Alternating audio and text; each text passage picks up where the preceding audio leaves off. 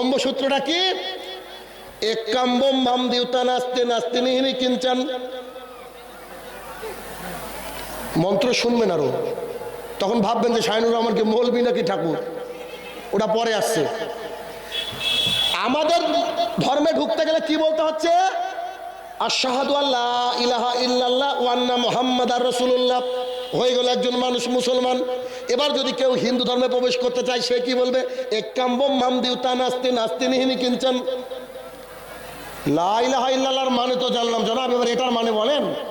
জি আপনাকে বলি, এটার মানে হচ্ছে একাম ব্রহ্মা, ব্রহ্মা একজন, ঈশ্বর একজন, দেউতা নাস্তে দ্বিতীয় নাই, নিহিনি কিঞ্চন একটুকু নাই।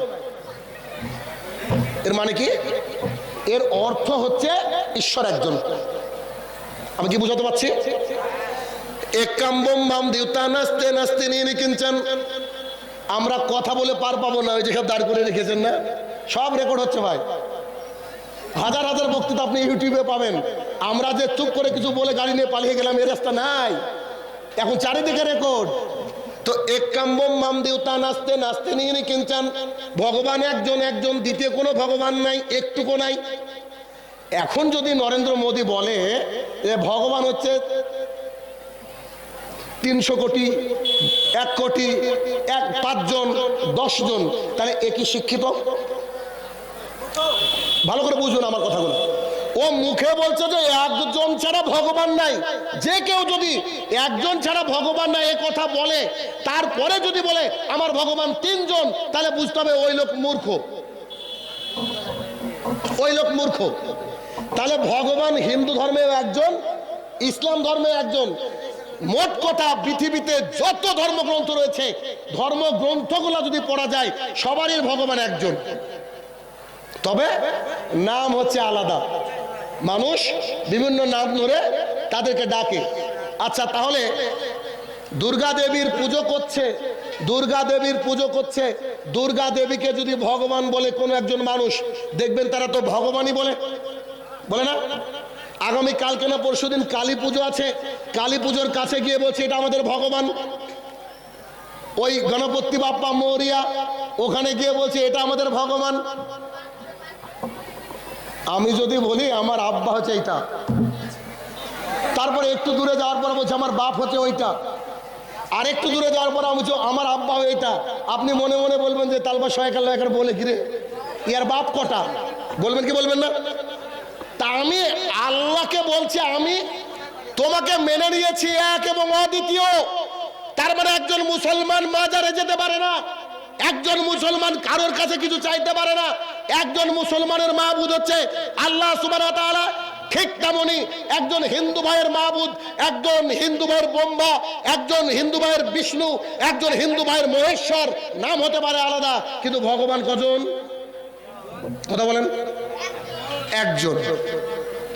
এখন প্রশ্ন হলো, এই গ্রামে যখন জলসা কমিটি মিটিং করে, কমিটির 5 জন বলছে যে দোকান বসতে দিব না, আর 2 জন বলছে যে না দোকান বসলে মানুষ আসবে না, আর 2 জন বলছে আরে দোকান না বসলে কি ভালো লাগে নাকি? 10 জন লোকের মধ্যে যদি এত ঝামেলা হয়, আল্লাহ বা ঈশ্বর যদি 2-4 জন থাকতো, বুঝতে পারছেন? এক ঈশ্বর বলতে এখন আমি পানি দিব, আর এক ঈশ্বর বলতো আমি রাতে সূর্য বের করবো দেখ, আর এক ঈশ্বর বলতো যে দাঁড়া সাইজ করবো তো আমি কুয়াশা দেবো এখন, আর এক ঈশ্বর বলতো যে আমি আকাশ থেকে আগুন ফেলবো, বলতো কি বলতো না? আসলে মোট কথা, সমস্ত ধর্মের মোট কথা যে ঈশ্বর ভগবান আল্লাহ যাই বলেন সেটা কজন? একজন। এটা কি ক্লিয়ার হলো? এটা ক্লিয়ার? এবার গোটা বিশ্বের প্রতিপালক যদি একজন হন, তাহলে ধর্ম কি হাজারটা হবে নাকি একটা হবে? রাইট, ধর্ম একটা, কিন্তু মানুষ তার মনের মতো করে বিভিন্ন সময় বিভিন্ন ধর্ম বানিয়ে নিয়েছে। ক্লিয়ার বুঝেন? ধর্ম একটা আল্লাহর তরফ থেকে, কিন্তু ধর্মটাকে মানুষ বানিয়ে নিয়েছে বিভিন্ন ভাবে। তবে ধর্মের নাম আলাদা থাকতে পারে। যেমন আপনাকে আমি বলি, সুদ খাওয়া কি হারাম? হারাম। এখন যদি বলে যে ইন্টারেস্ট খাওয়া কি, কেন? গুড। সুদের ইংরেজি হচ্ছে ইন্টারেস্ট, তাহলে সুদও যা ইন্টারেস্টও তাই, ঠিক আছে না? তো যদি তাই হয়, বিভিন্ন নাম মানুষ বিভিন্ন সময় দিয়েছে, কিন্তু ধর্ম কটা? একটা ধর্ম, একটা। আচ্ছা, একটা যদি ধর্ম হয়, আল্লাহ সুবহানাহু ওয়া তাআলা বলছেন প্রত্যেক যুগে যুগে আমি প্রত্যেক জাতির উপরে নবী এবং রাসূলকে পাঠিয়েছি। প্রত্যেক যুগে যুগে আমি প্রত্যেকটা জাতির উপরে নবী এবং রাসূলকে পাঠিয়েছি, আর শেষ নবী হচ্ছে মুহাম্মদ রাসূলুল্লাহ সাল্লাল্লাহু আলাইহি সাল্লাম। তারপরে আর কোন নবী রাসূল আসবে? তাহলে আগেই কাদিয়ানীরা বোল্ট আউট, বুঝেননি বোধহয়? কাদিয়ানীরা বলছে গোলাম আহমেদ মির্জা কাদিয়ানী, ওদের নাকি নবী পায়খানার মধ্যে নবী মরেছে, পায়খানার মধ্যে ঢুকে মরে গিয়েছে বলে নবী। তাহলে ও আগে কি বোল্ট আউট না? ও টিমের বাইরে তো পুরাই আগে। এখন যদি কেউ বলে যে আমাদের কোনো নবী আসবে, তাহলে বুঝতে হবে যে বাটপারের উপরে পিএইচডি চলছে ওর, বুঝা গেল? আচ্ছা, এবার আসেন, তাহলে রাসূলুল্লাহ সাল্লাল্লাহু আলাইহি সাল্লাম কার নবী? শুধু আমাদের না মানব জাতির? আচ্ছা, এই কোরআনুল কারীম শুধু আমাদের ধর্মগ্রন্থ নাকি মানব জাতির? এটা মুসলমানের বাপের সম্পত্তি না, এটা আল্লাহর তরফ থেকে প্রেরিত সমগ্র মানব জাতির জন্য।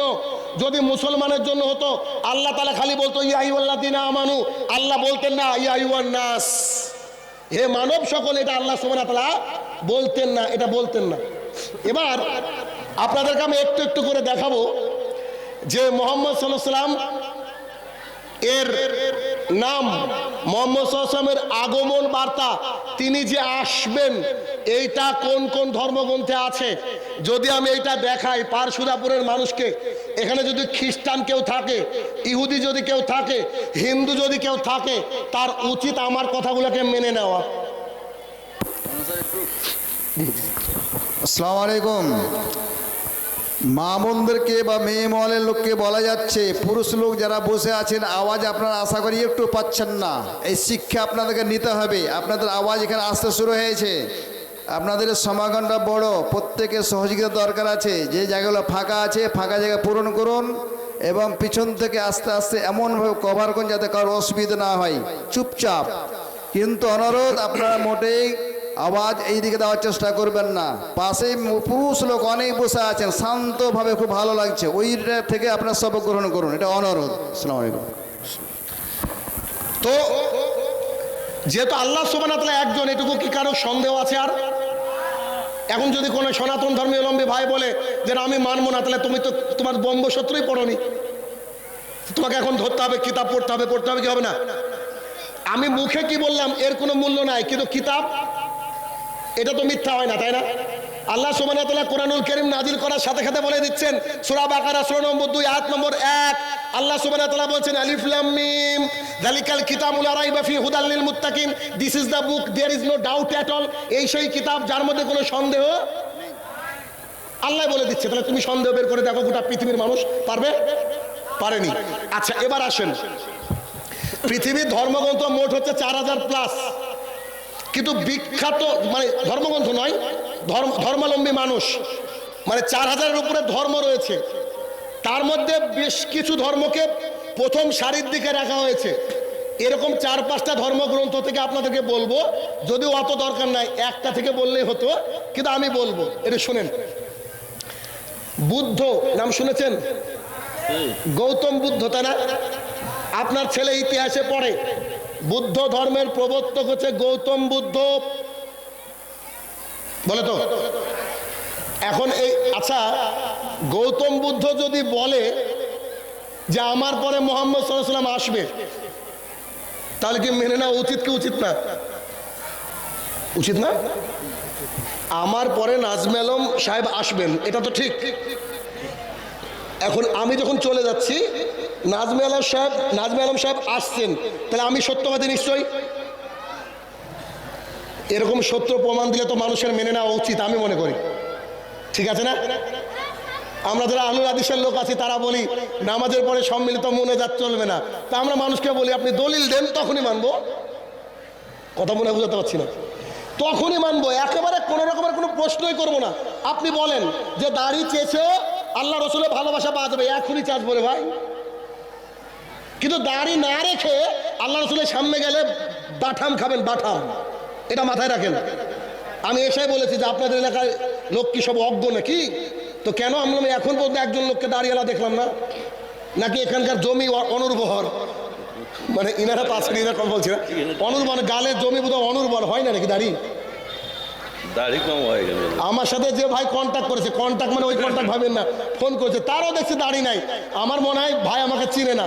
আমার সামনে মানুষ এলে ব্রাশ করে আসে, এত ভয় করে আমাকে, বুঝেন না? আমি সব দিক দিয়ে খতরনাক। আমার কথাটা যে তুমি মুসলমানের বাচ্চা, তোমার মুখে দাড়ি থাকবে না মানে, ও সাইজ আপনাদেরকে পরে করছি, দাঁড়ান। ও গামছা দিয়ে মুখ ঢেকে লাভ নাই, ওটা পরে আসছি। তো মুসলমানকে মুসলমান হতে হবে, ওই নাটকে মুসলমান হয়ে লাভ নাই, ঠিক কিনা? দেখেন আওয়াজই নাই। যাই হোক, গৌতম বুদ্ধ, বৌদ্ধ ধর্মগ্রন্থ একেবারে পয়েন্ট পয়েন্ট মনে রাখবেন। বৌদ্ধদের প্রামাণ্য ধর্মগ্রন্থের নাম হচ্ছে দীঘা। আসলে অন্যায় না, অন্যায় না। কেন অন্যায় না? সভাপতি সাহেব যখন আমার নাম ঘোষণা করলেন, নাম ঘোষণার সাথে সাথে উনি আমাকে বলে দিলেন যে শাহিনুর রহমানের বক্তৃতার টপিক কি? বিভিন্ন ধর্মগ্রন্থে মোহাম্মদ সাল্লাল্লাহু আলাইহি ওয়াসাল্লামের আগমন বার্তা, তাই না?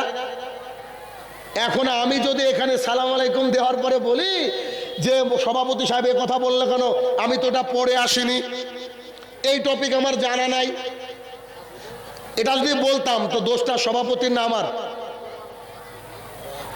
কথা মনে বুঝাতে পারছি না। 1.5-2 মাস আগে জলসা তো বুকিং হয়েছে, যেদিন বুকিং হয়েছে সেদিন আমাকে বলে দিয়েছে যে আপনার টপিক এইটা, উনি বলে দিয়েছেন আমাকে। এখন যদি ওই টপিক আমি না পড়ে আসি, এখানে বসি, অন্যায়টা কি আমার নাকি জলসা কমিটির? অবশ্যই আমার, তাই না? এবার এটুকুই এতক্ষণ ধরে বুঝাচ্ছি যে যে ধর্মগুলা ঘরের মধ্যে সাজানো আছে, এই যে ধর্মগুলা ঘরের মধ্যে সাজানো আছে, এই ধর্মগুলা সম্পর্কে আমরা বেশিরভাগ মানুষই জানি না, জানি না। যেমন মুসলমানরাও জানে না, তেমন হিন্দু ভাইও জানে না, ইহুদিও জানে না, খ্রিস্টানও জানে না। কিন্তু যদি খুলে খুলে দেখিয়ে দেওয়া যায়, তারপরে তো সে বুঝতে পারবে। তার মানে আসলে যারা যে ধর্মের, সারা সে ধর্মের সিলেবাসটাকে এখনো পড়েনি। আপনাকে প্রমাণ দিব আমি, দেখেন একটু আস্তে আস্তে সব প্রমাণ দিব আপনাকে। তাহলে আল্লাহ সুবহানাহু ওয়া তাআলা জুলুমকারী নন।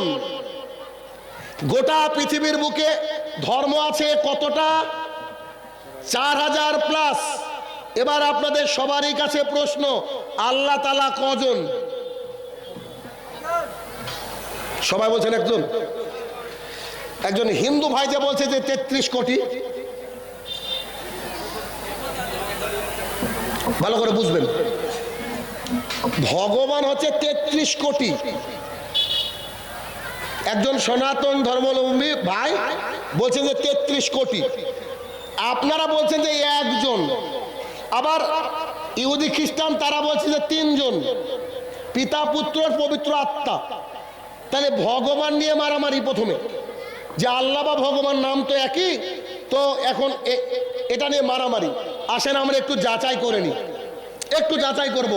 এরপরে মোহাম্মদ সাল্লাল্লাহু আলাইহি ওয়াসাল্লামের দিকে যাব আমরা, যে তিনার ব্যাপারে কোন কোন ধর্মগ্রন্থে কি বলেছে। অসুবিধা নেই, একেবারে মন খুলে আজকে আলোচনা শুনবেন। যদি কোনো রকমের কোনো প্রশ্ন থাকে, সব প্রশ্নের উত্তর পাবেন, অসুবিধা নেই ইনশাআল্লাহ, ঠিক আছে না? আচ্ছা, এবার বুঝেন। একজন ব্যক্তি মুসলমান, তার নাম আব্দুর রহমান। সে বলছে আশহাদু আল্লা ইলাহা ইল্লাল্লাহ ওয়া আন্না মুহাম্মাদার রাসূলুল্লাহ। এই কালেমাটা পড়লে মানুষ মুসলমান হয় কি হয় না? হয়। আচ্ছা, এই কালেমাটার মানে কি এবার একটু দেখি আমরা। আশহাদু আল্লা ইলাহা ইল্লাল্লাহ, আমি সাক্ষ্য দিচ্ছি, আমি সাক্ষ্য দিচ্ছি আল্লাহ ছাড়া কোনো মাবুদ নেই হক, আল্লাহ ছাড়া হক সত্য কোনো মাবুদ নেই, এবং মুহাম্মদ সাল্লাল্লাহু আলাইহি সাল্লাম তার প্রেরিত বান্দা এবং রাসূল। আল্লাহ ছাড়া কোনো হক মাবুদ নেই। তাহলে আমাদের মাবুদ কটা? একটা। তো পারসুজাপুরের লোক এদিকে ওই যে আদিনা নামক একটা জায়গা আছে, তো আদিনাতে গিয়ে একটা কবরের কাছে গিয়ে বলছে, হে বাবা, আমার সন্তান হয় না, আমাকে সন্তান দেন। কে বলছে? একজন মানুষ গিয়ে বলছে। ওই মানুষটা আজকে এশার নামাজ পড়লো, পড়ার সময় আল্লাহকে বলছে ইয়াকা নাবুদু ওয়া ইয়াকা নাস্তাইন, হে আমার প্রতিপালক, আমি তোমার ইবাদত করি এবং তোমার কাছেই সাহায্য চাই।